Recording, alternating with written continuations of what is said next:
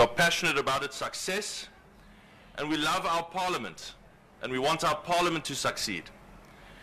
And all of us here in Cape Town, and I know that all of us in South Africa, shared in the extreme pain and sadness watching those buildings burn on that early January morning. And it seemed an absolutely obvious step to us that in that time we should come forward and offer what little help we can offer to make Parliament succeed and to ensure that its business can continue, come what may. Not as Cape Townians, not as separate spheres of government,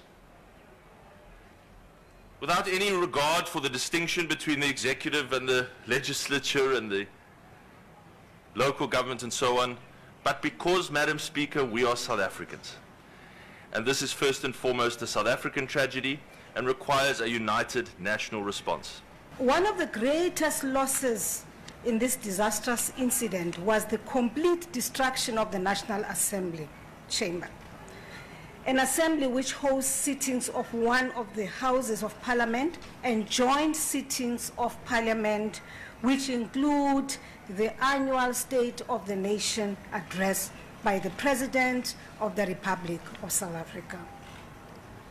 This was not just a mere building of brick and mortar that was destroyed. It was a distinguished national heritage which represented rich political history of South Africa, which connected our past, our present, and desired future for a truly united, non-racial, non-sexist, and prosperous free South Africa. But despite this devastation, pain, and disappointment, we will rise again.